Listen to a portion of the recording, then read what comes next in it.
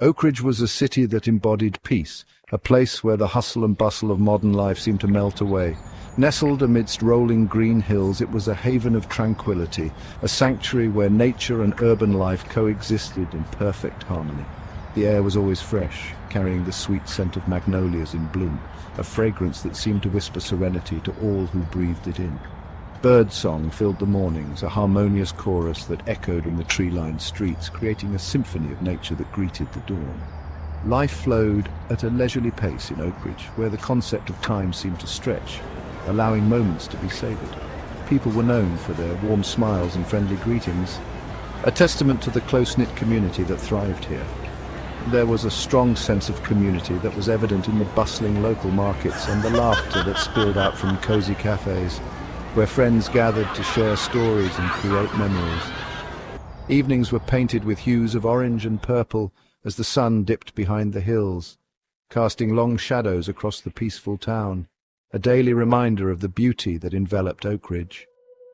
The change was subtle at first, almost imperceptible to the untrained ear, a barely audible hum, a low-frequency vibration that seemed to emanate from the very earth itself, like a distant echo of something ancient and powerful. Some dismissed it as a trick of the wind or the distant drone of traffic, attributing it to the usual city noises.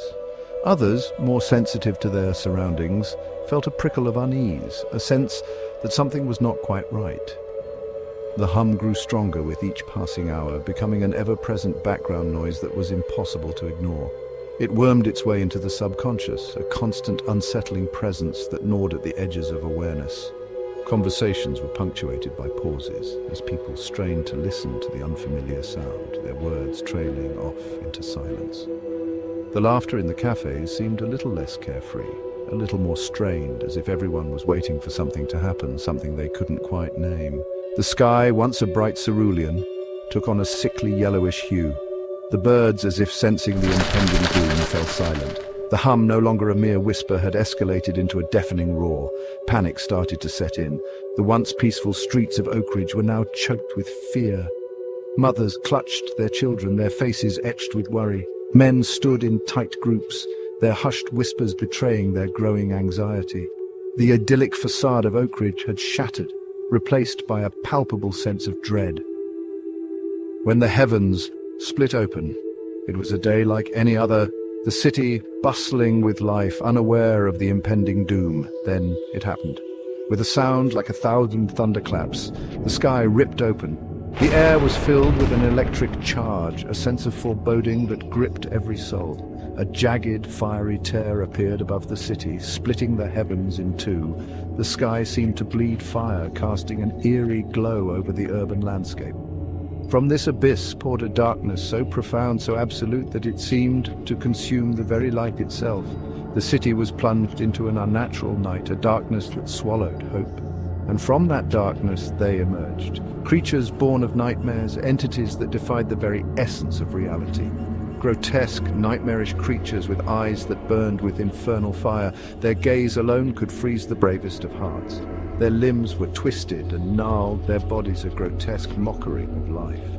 Each movement they made was a testament to their otherworldly origin. They descended upon the city, their shrieks of unholy glee echoing through the shattered streets. Chaos reigned as the city fell under their assault, a scene of pure pandemonium. Despair, a city under siege, chaos reigned. The streets of Oakridge, once filled with laughter and life, were now a battleground. The demonic invaders, their numbers seemingly endless, tore through the city. They left a trail of destruction and despair in their wake. The air was thick with the stench of sulfur and the cries of the wounded.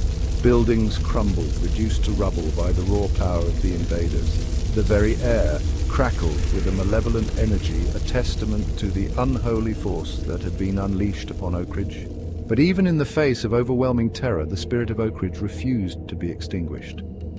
As the darkness spread and the creatures of nightmare ravaged the streets, something stirred within the hearts of the people. Fear was everywhere, yet so was something else, a glimmer, a spark that could not be snuffed out. Ordinary men and women, driven by the instinct to survive, began to stand their ground. Strangers became allies, and in the midst of the chaos, new bonds were forged. They had no plans, no strategies, only the will to resist, to fight back against the darkness that sought to consume them.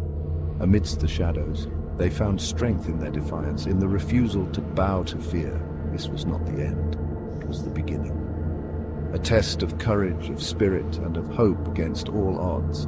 In a city where the sun seemed lost and the night reigned supreme, a flicker of light still remained. Could this be enough to turn the tide? Or would it be a last, futile gesture against an unrelenting enemy?